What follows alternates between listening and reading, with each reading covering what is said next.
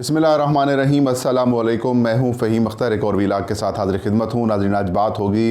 Opposition जमातों के इत्तेहाद Pakistan democratic movement की, जिसके अपने बरकरार रहने के ऊपर काफ़ी ज़्यादा इश्यूज़ पैदा हो चुके हैं और ऐसा महसूस हो रहा है जैसे पाकिस्तान डेमोक्रेटिक मूवमेंट कुछ दिन का मेहमान है और जो उसकी बका है अब यकीनन किसी अजीब-व-गरीब किस्म की सिचुएशन में दाखिल हो चुकी है। PDM का मुस्तकबिल क्या होगा वो हम आज को बताएंगे, और इसके अलावा बिलावल भुट्टो ज़रदारी का जो बयान था उसके ऊपर जो पाकिस्तान के सियासी माहौल में जिस तरीके से उसको सीरियस लिया गया वो भी आपको बताएंगे। और क्या ये बात भी अब ज़ेर गौर है, क्या बिलावल भुट्टो ज़रदारी ने बयान जो है वो किसी के कहने पर दिया है, और अगर किसी के कहने पर दिया है तो क्या वो फ़ौज है या फिर अंडर हैंड गवर्नमेंट की पीपल्स पार्टी के साथ डील हो चुकी है, या फिर पीपल्स पार्टी ने ख़ुद से अपना जो उसका एक दरीना मौक़िफ़ रहा है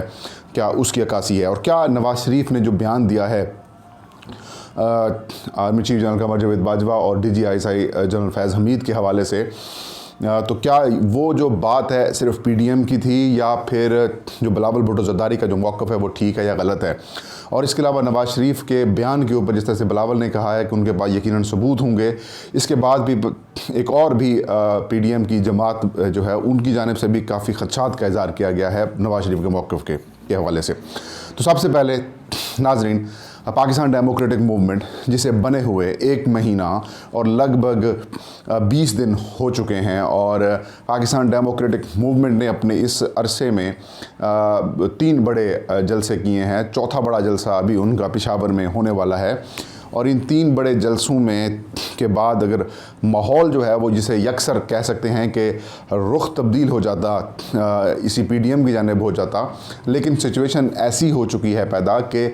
PDM की अपनी जमातें टूट फूट का शिकार हैं, और तो और जो इंटरनल इनकी रस्साकशी है वो इस लेवल की हो चुकी है कि एक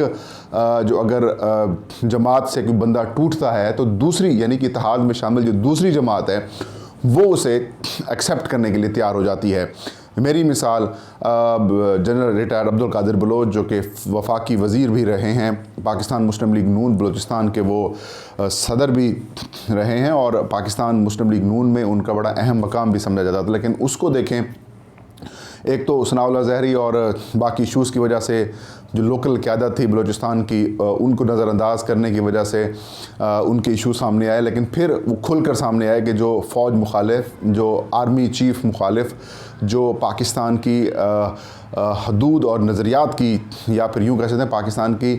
बका की जो ज़ामिन इदारे हैं उनकी जो अगर आप मुखालफत में आ गए हैं, तो जनरल रिटायर्ड अब्दुल कादिर बलोच, जिनका आर्मी से खुद ही बैकग्राउंड है, जनरल रिटायर्ड हुए हैं, तो उन्होंने पाकिस्तान मुस्लिम लीग नून छोड़ने का ऐलान कर दिया। और ना सिर्फ उन्होंने छोड़ा बल्कि सनाउल्लाह ज़हरी ने भी छोड़ा, और उसके अलावा मुस्लिम लीग नून के जो दीगर अहदेदार थे डिस्ट्रिक्ट लेवल के, उन्होंने भी पार्टी को खैरबाद कह दिया। और पहला जो PDM के ऊपर बम गिरा वो मुस्लिम लीग नून की टूटने की वजह की शक्ल में गिरा। और क्यों गिरा, यही वजह मुस्लिम नवाज़ शरीफ का वो बयानिया, नवाज़ शरीफ का वो मौक़िफ़ जिसमें उन्होंने सियासी तौर पर इदारों को इस्तेमाल करने की कोशिश की, और सियासत के लिए उन्होंने पाकिस्तान के सबसे बड़े इदारे पाक आर्मी के चीफ़ को मतलब उनको मुतराज़ा बनाने की बात की, उनके ऊपर तनकीद की, उनके ऊपर इल्ज़ामात लगाए, और पाकिस्तान की प्रीमियर जो इंटेलिजेंस एजेंसी है ISI, उनके भी चीफ जनरल फैज़ हमीद साहब को भी जो है उनके ऊपर तनकीद की और इल्ज़ामात लगाए। इसका इम्पैक्ट ये हुआ कि पार्टी के अंदर रिफ्ट शुरू हो गई, पंजाब में इशू शुरू हो गए, बलूचिस्तान की पार्टी टोटल टूट गई। जो उनके साबिक MPAs MNAs थे वो मुखालफत कर रहे हैं, या वो लोग जो पाकिस्तान से और पाकिस्तान की फ़ौज से मोहब्बत करते हैं वो इनकी मुखालफत कर रहे हैं। लेकिन ये पहला इम्पैक्ट तो इंटरनली मुस्लिम लीग नून को टूटने की वजह बना। तो दूसरा, उनके बयान के ऊपर बिलावल भुट्टो ज़रदारी का एक BBC उर्दू को उन्होंने इंटरव्यू दिया फ़रहत जावेद को गिलगित में। उनसे बड़े अच्छे सवाल किए फ़रहत ने, और ये पूछा कि आपने यकीनन वो इंटरव्यू उनका सुन भी लिया होगा, जिसमें वो कह रहे हैं कि नवाज़ शरीफ 3 बार साबिक़ वज़ीर आज़म रहे हैं, और जो फ़ौज से मुतालिक और ISI से मुतालिक वो इल्ज़ामात लगा रहे हैं यकीनन उनके पास कोई ना कोई प्रूफ होगा। और ये ज़ाहिर है वो कह रहे हैं कि 3 बार के वो प्राइम मिनिस्टर हैं, यकीनन वो प्रूफ के बगैर बात नहीं करेंगे। एक बात भी उन्होंने कहा कि मुझे इस बात पर धचका लगा था कि जब पीडीएम का 20 सितंबर 2020 को इजलास हुआ था,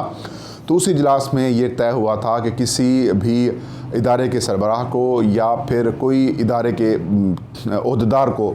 बात नहीं की जाएगी, बल्कि हम जिक्र करेंगे, अगर इस तरीके से हमें तनकीद भी करनी हुई तो हम एस्टेब्लिशमेंट का नाम लेंगे, ना कि आर्मी चीफ का और ना कि DGISI का। तो इसके ऊपर बड़ी रिफ्ट्स, मतलब बिलावल भुट्टो ज़रदारी ने इंटरव्यू में तो बड़ा सॉफ्ट अंदाज में इस बात का इजहार किया, जो इस बात का इजहार ही कर रहा है कि इंटरनली काम ठीक नहीं है। और मेरे जो ज़राए हैं नाज़रीन, वो भी यही बता रहे हैं कि इस इशू के ऊपर बिलावल भुट्टो ज़रदारी और पाकिस्तान पीपल्स पार्टी की दीगर लीडरशिप ने बड़े ख़दशात का इजहार किया है मुस्लिम लीग नून के ऊपर, और यही वो बड़ी वजह थी जिसमें उन्होंने कराची के जलसे में नवाज शरीफ को खिताब नहीं करने दिया गया, क्योंकि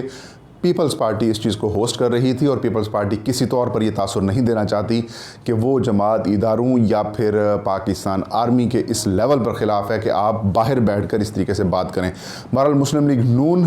के कायद नवाज शरीफ को कराची में इस इशू के ऊपर रोक दिया गया बात करने से। कोयटा में क्योंकि पाकिस्तान पीपल्स पार्टी होस्ट नहीं थी, यही वजह है कि बिलावल भुट्टो ज़रदारी वहाँ पर ख़ुद शरीक नहीं थे। वीडियो लिंक के ज़रिए उन्होंने खिताब किया। तो जो कंसर्न्स और जो ख़बरें आई थी कि इनके इश्यूज़ हैं वो बिल्कुल दुरुस्त हैं। तो ये एक बड़ा इशू बना बिलावल भुट्टो ज़रदारी के बयान के बाद। अब ऐसा महसूस हो रहा है जैसे पाकिस्तान डेमोक्रेटिक मूवमेंट का जो इत्तेहाद है वो जल्द पारा पारा होने वाला है, जल्द टूटने वाला है, क्योंकि इंटरनली रिफ्ट्स को काफ़ी ज़्यादा हो चुकी हैं। एक तो बड़ी वजह वही नवाज शरीफ की पार्टी टूट रही है, उसके जो लोग टूट रहे हैं वो पीपल्स पार्टी उनको लेने के लिए तैयार बैठी है। मतलब अपने ही इत्तेहाद में शामिल जमात के लोग अगर अपनी लीडरशिप से इख्तलाफ करते हैं, तो दूसरी जमात जो उसी इत्तेहाद में शामिल है वो उसको अडॉप्ट करने के लिए तैयार है। ये सियासी मुनाफ़कत है। तो मतलब ये भी शो कर रही है कि इंटरनली इनके अंदर मामला किस हद तक ख़राब हैं। दूसरा, बिलावल ने वजाहत मांगी है कि आई होप वो सबूत देंगे, और जो PDM का इजलास हुआ था जिसमें PDM बनाई गई थी 20 सितंबर को APC हुई थी, उसमें कहा गया था कि आर्मी चीफ़ का, DGISI का या बाकी अहदेदारों का नाम नहीं लिया जाएगा। तो नवाज शरीफ ने उनका नाम लेकर उस बात की भी खिलाफ वर्जी की है। ये बिलावल भुट्टो ज़रदारी ने इंटरव्यू में तो बड़ी सॉफ्ट अल्फाज इस्तेमाल किए, लेकिन मौलाना फजलुर रहमान जो कि PDM के सरबराह हैं, उनको सरबराही सौंपी गई थी, और उस सरबराही के बाद से बड़े इशू सामने आए थे। लेकिन मौलाना फजलुर रहमान ने भी बिलावल भुट्टो ज़रदारी के बयान की हिमायत की है। मेरे ज़राए हैं नाज़रीन, वो ये बता रहे हैं कि उन्होंने अपने पार्टी के रहनुमाओं के साथ बातचीत में कहा है कि बिलावल भुट्टो ज़रदारी ने जो बात की है वो बिल्कुल दुरुस्त बात की है, क्योंकि ये PDM की जब बनाई जा रही थी PDM, उसमें ये तय नहीं हुआ था कि आपने आर्मी चीफ या फिर DGISI का नाम लेना है। बहरहाल मौलाना फजलुर रहमान ने कंसर्न्स भी शो किए हैं, बिलावल भुट्टो ज़रदारी के मौक़िफ़ की हिमायत भी की है, और ये कहा है कि आई होप के नवाज शरीफ जो हैं वो इस सारे जो उन्होंने इल्ज़ामात लगाए हैं वो भी इसका सबूत देंगे। तो अब गेम जो मुस्लिम PDM की है वो बड़ी मुश्किल मरहले में दाखिल हो चुकी है, और चांसेस नाज़रीन यही लग रहे हैं कि शायद एक आध हफ्ते के दौरान इनके अंदर मज़ीद फूट पैदा हो। अब इंतज़ार जिस चीज़ का किया जा रहा है वो इंतज़ार किया जा रहा है 15 नवंबर का। 15 नवंबर को ज़ाहिर है आपके इल्म में होगा कि गिलगित बल्तिस्तान में जो इंतखाबात हैं कानून साज असम्बली के, उसमें सिचुएशन क्या सामने आती है।